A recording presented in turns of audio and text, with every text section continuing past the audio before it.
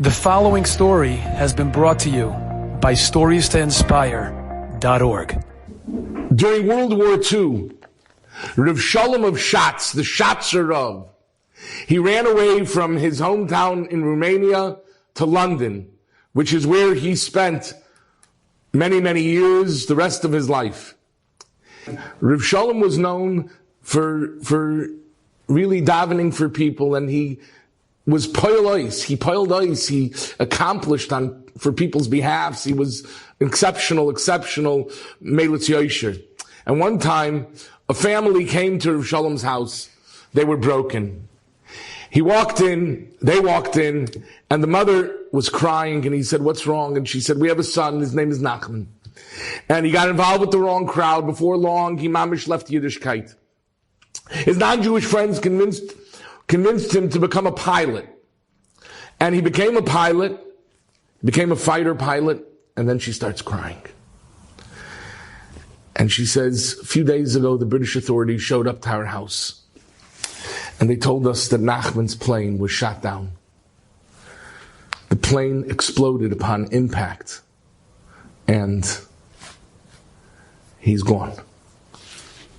There are no survivors." She was very, very broken. And they could not find the body in the rubble. So now she was coming to Reb Shalom of Shatz. And she said, just because he went arab fun derech, just because he went off the path, does that mean that I don't have a right to sit shiva on my son? And she begged Reb Shalom of Shatz to daven that they should be zoiche to find the body of her child. And Reb Shalom looked at her and he said, "You're not going to sit shiva for your son, because your son is very much alive." That's not what she expected to hear. She couldn't believe it. And she was scared to put false hope into such a belief. Well, 1 week later, there was a knock on the door, and her son Nachman walked in to the house and ran into his mother's arms. And he told his story. His story was that he was given a mission to bomb a German army base. He flew over, he dropped the bombs. They hit their targets, but enemy fire ripped into the wing of his plane.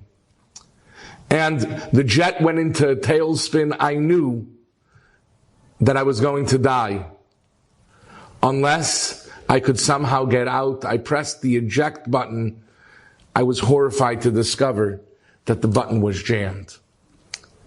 It wouldn't release. And at that moment, I cried out and I said, "Hashem, I know that I abandoned you, but I am begging you at this moment in time, please don't abandon me. I promise if you save me, I will change my ways."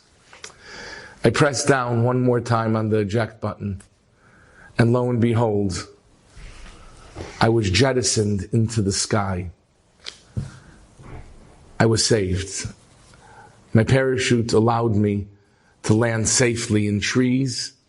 The jet crashed and exploded, and here I am. Everybody has challenges to admit their wrongdoing.